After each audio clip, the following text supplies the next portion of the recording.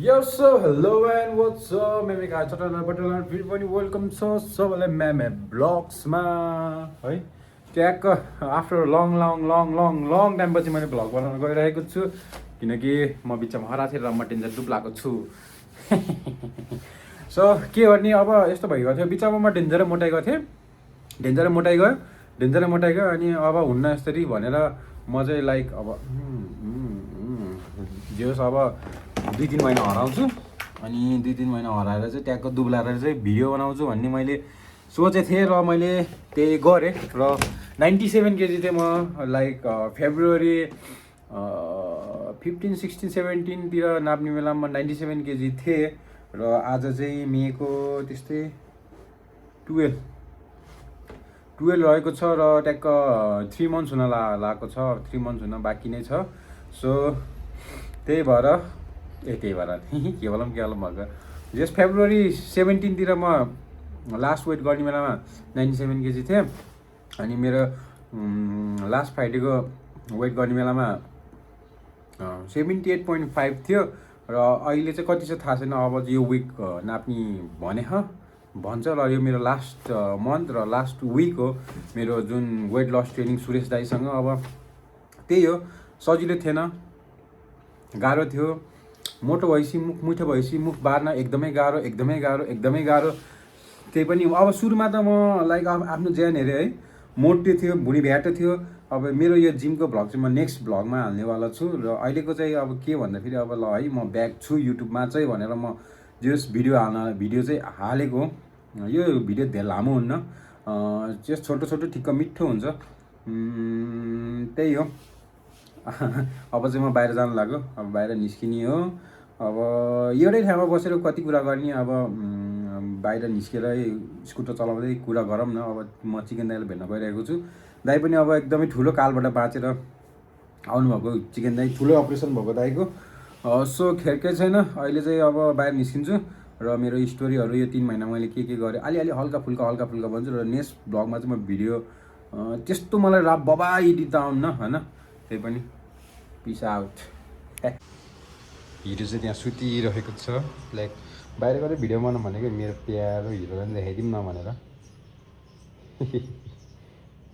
बुढो भयो। आमा चाहिँ बाहिर बारीमा हुनुहुन्छ र म चाहिँ अब निस्किन लाग्यो है। अब कस्तो भन्ने जे होस् एकदमै हेल्दी फिल भयो। भिडियो रेकर्ड भयो कि भएन भएर चाहिँ एकदम आफूले एकदम हुन्छ नि लाइक छुट्टै फिल भयो क्या। के बोल्ने के नभने या ए सो के होइन। अब जस आफूले एकदम हेल्दी फिल भयो। जस मैले सुरुको स्टार्टिङको विकमा चाहिँ म सक्दिनँ भन्ने भइरहेको थियो र त्यसपछि चाहिँ कस्तो भयो भन्दाखेरि गर्दै गयो अनि गर्दै गइसकेपछि चाहिँ मैले चाहिँ लाइक आफूलाई एकदमै मोटिभेट गरेँ। प्लस दाइले नि मलाई एकदमै मोटिभेट गरिराख्नुभयो। यस्तो सबैको यही फेज आउँछ, दाइले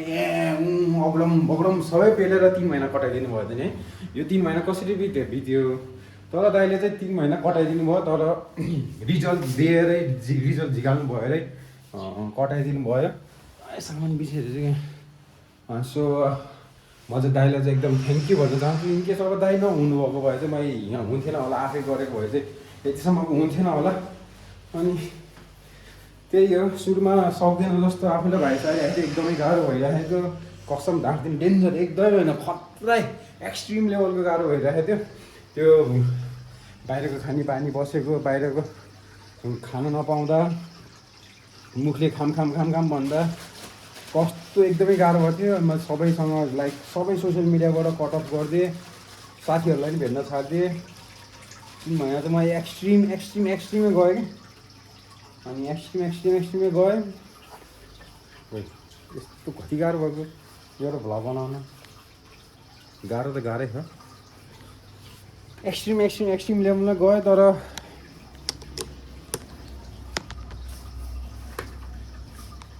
भिडियो रेकर्ड भइरहेको छ नि है। भइरहेको छ।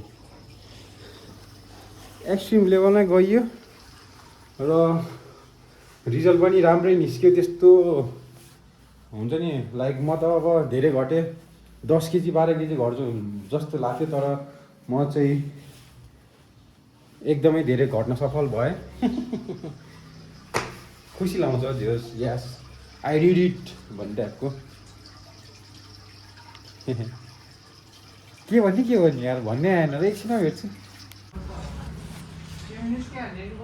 निस्किने हो क्या रे विकासै आएन ए विकासे कहाँ हो विकासे पोखरा पेर्दैन आएको विकासे छैन अनि यत्तिकै चल्छ व्यापार विकासे दोकानमा बस्नु छैन नयाँ दोकान खोलेछ व्यापार नयाँ खोलेछ हो त नि पोखरा पेर्जनको साउ फेरिसक्यो यो पोखरा पेर्जन नयाँ ठाउँमा खोलेको छ बोर्ड टङ्गाएको छैन टङ्गाउनेवाला छ तर कहिले टङ्गाउँछु भन्दा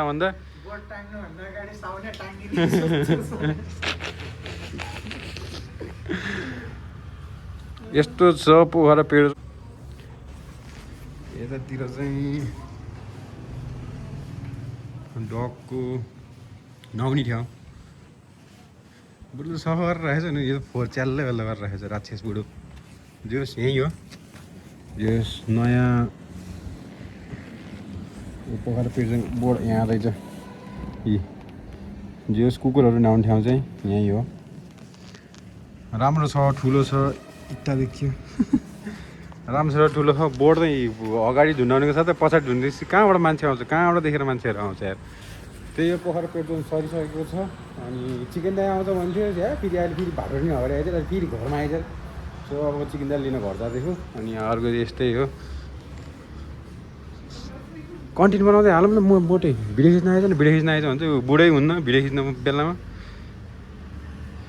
ल दाइ गयो ल बहिनी भाइ भाइ आज आउनु न दाइ ल यो चाबी अर्को फोल्टिङमा रहेछ ओ चिकु दाइ के चाहियो तपाईँलाई के चाहियो तपाईँलाई आफू त हेर्नु त यहाँ हेर्नु त उही स्कुटर बुढी हेर्नु त एउटा मजा युएफसीको अर्को मजा नर्थ फेसको ल्याएर मोजा किन्ने पैसा नभएर तपाईँ ज्याकेट किन्ने भन्ने दाइ यार हुन्न दाइ के हो चिकु दाइ हौडा रहेछ जाम यस्तो घाममा कि रेनकोट ओड्नुहुन्छ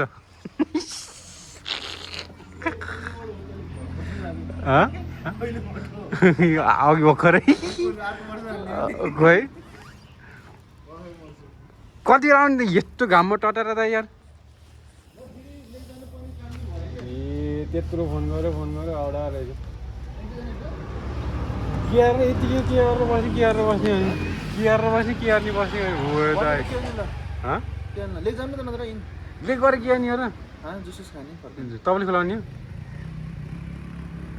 म त यी ट्याएको हेर्नु त यहाँ नि यो पेट्रोल नि झिब्ली बोले अहिले स्ट्यान्ड ए हुन्न त ल झिक्नु त स्कुटर जुस तपाईँले खुलाउँछ नि जाने न त जान्न तर दुईटै साइकल लानुपर्छ किन यहाँ त यो एउटा यहाँ छोडेर जाने भइसक्यो अनि किन के तेरो पनि हाल्ने मेरो पनि हाल्ने पेट्रोल होइन तपाईँले भन्न खोजेको कि तपाईँको साधनको त लेक साइड छोड्ने हो होइन लेक साइड त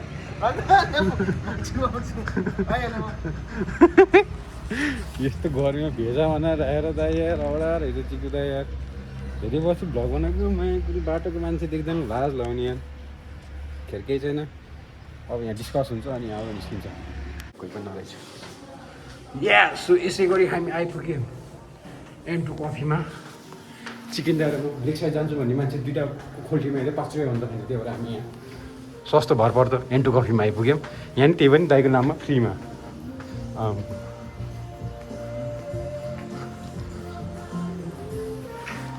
ओहो पब्जी प्लेयर अर्को पिएमजिओ खेल्ने मान्छे यही हुनुहुन्छ अर्को पिएमजिओ आम्मामा फिङ्गर स्लिप ए औलामा मोजा लाएर हेर्नु त अब खुट्टामा मोजा नभएर त एउटा छुट्टै अर्को छुट्टै लाएर हिँड्नु पऱ्यो यस्तो गर्मी हुने मान्छे झन् चिप्लो हुने त हो हजुर मैले राखेर खेल भने क्यारिङ बोर्ड हो क्यारे क्यारिङ बोर्ड हो क्यारे यो ल यसै गरी दाजुभाइ अब ट्याक्क चलियो अब खाजा खानालाई होइन दाइ दाइ र भाइको अनुहार हेर भाइ दुब्लाएर यस्तो भइसक्यो दाइ यार के हो यार दाइको अगाडि त म त इतुर हाततिर कमिला देख्छ दाइ यार तर मलाई किडन्याप गरिस् के अरे दाइ कहाँ जाने भनेको कहाँ रोकेर राखिदियो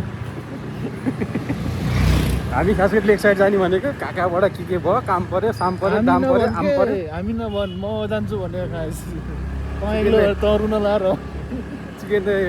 कहाँ जान्छ भन्ने मान्छे तर दाइको सिक्वेन्सै मिलेन अनि मैले तेह्र टाउको सिक्वेन्स हो केही छैन अब हामी चाहिँ खाजा खान जानु लाग्यो कता जानु लाग्यो थाहा छैन प्रकाश भनिदिएको प्रकाश है त र यसै गरी हामी खाजा खान जान लागिसकेको छौँ बाटो बाटो मलाई मोबाइलसँग त्यसरी भिडियो बनाउन लाज लागेको छ अगाडि जानु भएको छ ल सर सट अब आज चिट्टे जानु प्लिज दाइ क्लब जानु भने म भागेको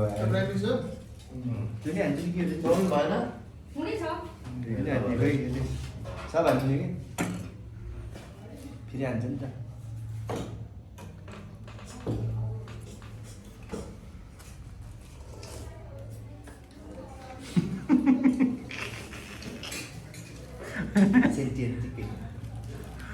केही अब है भेज खाने भन्ने जिन्दगी डामाडोल हो नि त रातो मासु खाएको त अझै मोटा हुन्छ नि यस्तै छ जिन्दगी चल्तीमा